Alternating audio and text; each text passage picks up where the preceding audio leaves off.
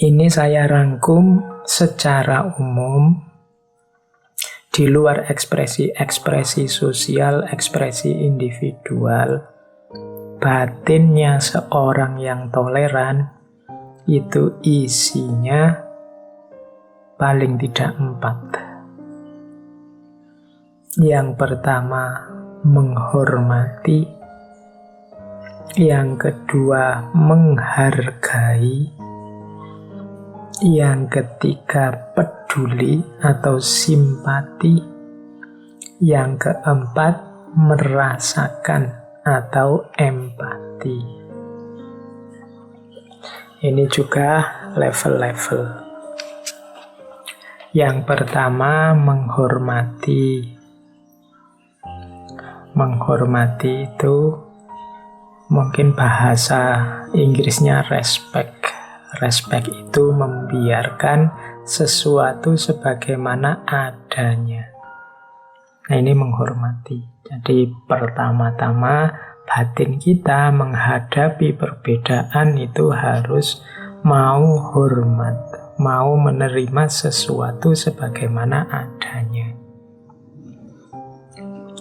Karena kalau kita tidak mau menerima yang berbeda sebagaimana adanya, itu yang berat justru diri kita sendiri.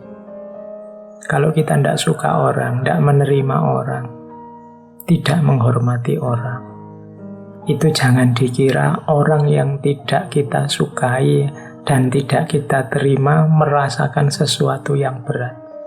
Justru pertama-tama yang berat itu batin kita sendiri, hati kita sendiri. Kita gelisah memikirkan keberadaannya. Padahal mungkin dia tidak pernah mikir keberadaan kita. Dia menerima saja kehadiran kita sehingga hatinya ringan.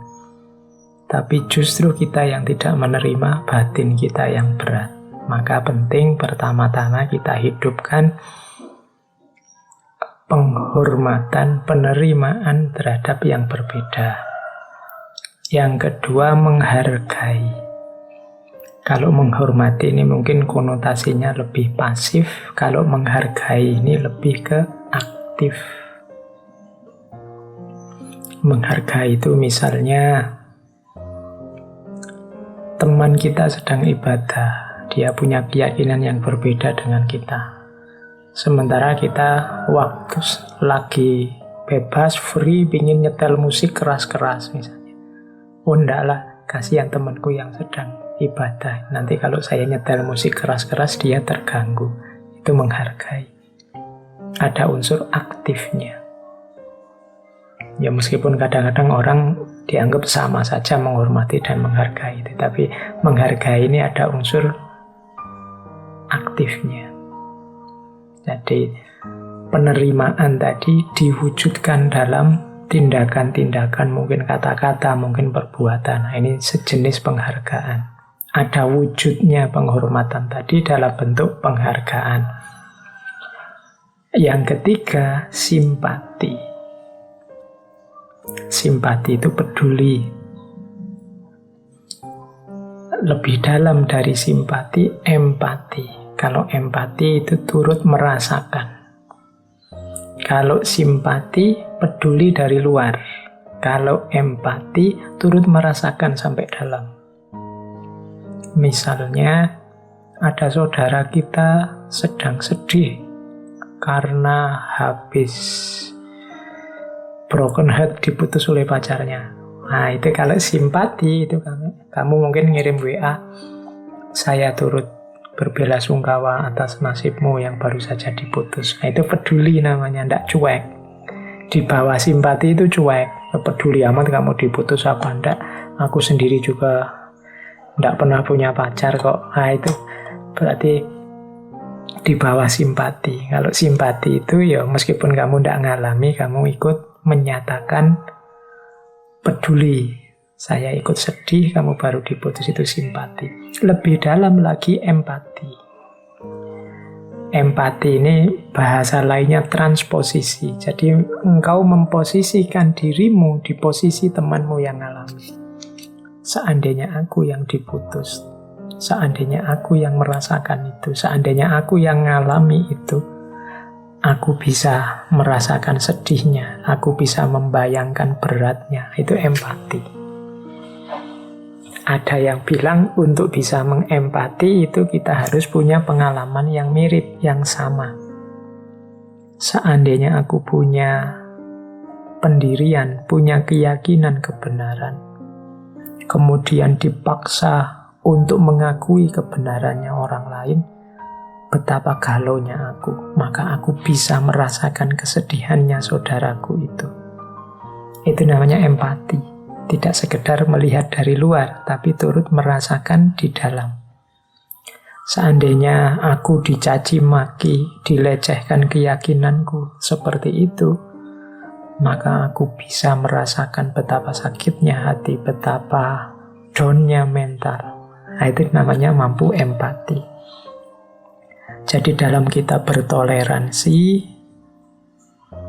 kalau bisa, tidak cuma lahiriahnya, tapi juga batinnya.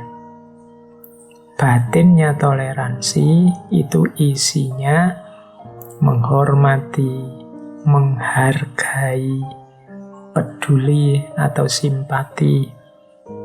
Dan yang keempat, merasakan atau empati. Jadi ini kualitas-kualitas batin yang hendaknya kita hidupkan dalam rangka kita menjalani hidup bersama yang lain yang berbeda, atau dalam rangka bertoleransi.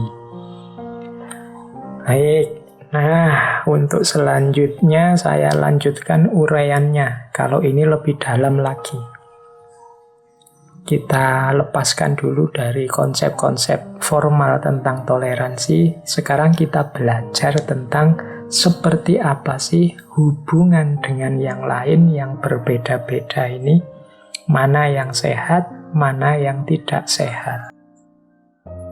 Saya awali dulu dengan hubungan yang tidak sehat. Nah, ini berarti konsep yang akan berlawanan dengan toleransi. Hubungan yang tidak sehat. Sebenarnya ini teorinya universal, bisa untuk hubunganmu di level apapun. Seperti apa hubungan yang tidak sehat itu? Hubungan yang tidak sehat itu salah satu atau keduanya, ini bisa salah satunya, bisa keduanya. Salah satunya saja itu sudah merusak hubungan, apalagi keduanya. Lahirnya mesti konflik, tawuran, gegeran, ruwet pokoknya. Nah, cirinya apa yang tidak sehat? Yang pertama, berusaha untuk mengontrol, mendikte, atau memanipulasi. Jadi, kalau kalian punya hubungan tentang apapun, dalam hal apapun, kalau dalam hubungan itu isinya saling ngontrol, saling dikte, saling memanipulasi, hubungan ini akan sangat berat kalian jalani. Yang sini pingin yang ngatur, terus kita yang diatur, kita yang didikte, dan kita tidak mau terus kita membales, aturanku saja yang jalan, dikteku saja yang harus main, atau manipulasi-manipulasi. Kita dipaksa untuk tidak genuine sesuai keinginan kita dipaksa memanipulasi hidup kita, cara berpikir, cara berperilaku kita, versi dia. Versi kita sendiri dianggap tidak cocok, tidak pas. Nah, kalau ada penyakit yang pertama ini, ayo cepat-cepat saling introspeksi. Karena menyangkut hidup bersama, ya introspeksinya bersama. Tadi namanya dialog. Saling terbuka, memberi informasi, biar tidak saling ngontrol, saling dikte, apalagi saling memanipulasi. Yang pertama.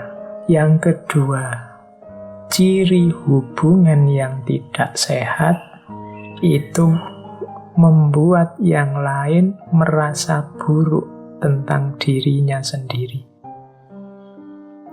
Misalnya kalian punya teman, terus teman itu bilang padamu, kamu itu loh, kalau ngomong suaramu itu kayak suaranya apa gitu. Wah, kamu langsung drop, kamu langsung minder. Besok-besok kamu mau ngomong ragu-ragu. Wah, suaraku ini jelek kayak katanya temanku. Nah, ini hubungan yang semacam ini tidak sehat. Membuat temanmu merasa buruk tentang dirinya. Ya mungkin yang diucapkan benar, tapi caranya menyampaikan, caranya mengucapkan membuat orang merasa buruk tentang dirinya sendiri. Nah, ini juga hati-hati. Jadi biasanya membuat orang merasa buruk tentang dirinya ini dengan cara mengungkap aib-aibnya. Atau yang kedua, dengan cara mengolok-olok atau memanggil dengan sebutan yang tidak disuka. Jadi kadang-kadang kan kita mungkin karena menganggap Allah sudah temannya sendiri aja. Allah sudah akrab ini aja, terus kita bikin panggilan-panggilan yang temenmu sebenarnya tidak suka kalau dipanggil itu. Mungkin kamu panggil karena berat badannya, terus kamu panggil halo gendut, halo yang punya kelebihan badan, halo yang kerempeng, halo yang keriting, halo yang... Ya alhamdulillah kalau temanmu hatinya luas dan suka. Tapi kalau dia tidak suka, hubunganmu adalah hubungan yang tidak sehat. Apalagi terus hasilnya adalah meruntuhkan kepercayaan dirinya. Jadi relasi yang membuat orang yang berhubungan dengan kita merasa buruk karena kita ungkap aibnya, kita memanggil dia dengan sebutan yang dia tidak berkenan, atau kita meruntuhkan rasa percaya dirinya. Nah, ini jenis hubungan yang tidak sehat. Termasuk dalam konteks perbedaan keyakinan, perbedaan pilihan hidup, perbedaan pandangan. Misalnya perbedaan pandangan, misalnya ada temanmu punya pendapat apa, terus kamu jatuhkan rasa percaya dirinya. Pikiran kayak gitu kok diungkapkan, disampaikan. Belajar dulu sana lu, baca buku dulu, ikuti ustadz-ustadz siapa dulu yang lebih dalam. Kamu itu masih dangkal kok berani-beraninya ngomong. Nah, itu meruntuhkan rasa percaya diri. Kalau ada teman atau relasi yang seperti ini, bukan berarti temanmu dibuang saja, tapi hubunganmu sedang tidak sehat. Kalau bisa, cari momen untuk dialog, ngomong berdua. Seperti tadi ya, level paling tinggi hubungan yang produktif itu ada dialognya, saling terbuka. Jadi ciri yang kedua. Ciri yang ketiga, tidak memberikan dukungan saat kesulitan dan memberikan apresiasi saat ada keberhasilan. Ini juga masalah. Biasanya teman yang baik, dalam hubungan yang sehat itu kalau ada pasangannya kesulitan, dia memberikan dukungan. Memberikan dukungan itu ya tidak sekedar ngirim WA terus, ayo kuat, ayo semangat. Iyalah, antara lain itu. Tapi dukungan sepenuhnya.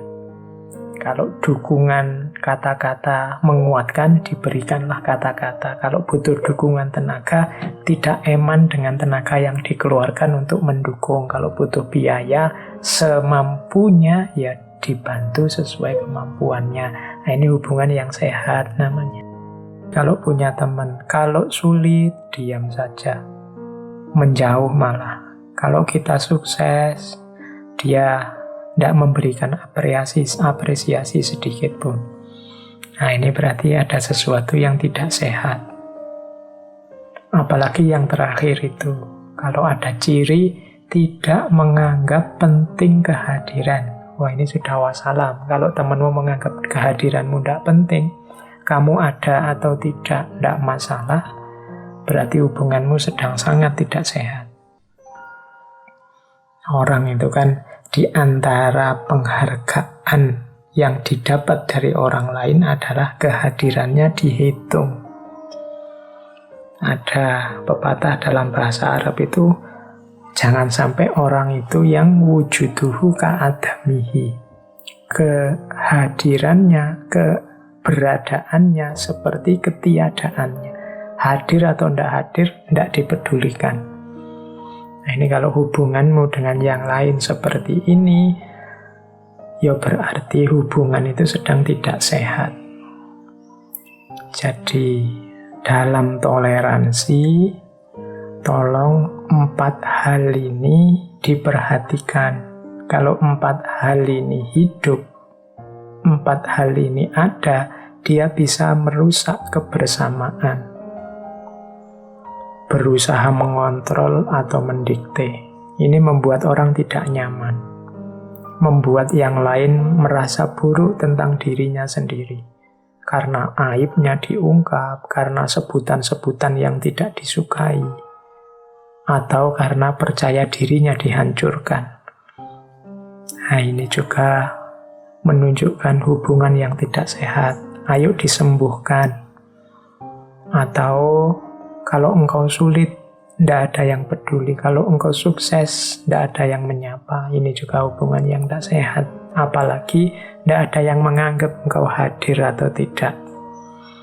Kalau hubungan semacam ini hidup, ciri-ciri ini ada, cepat-cepat diatasi bersama.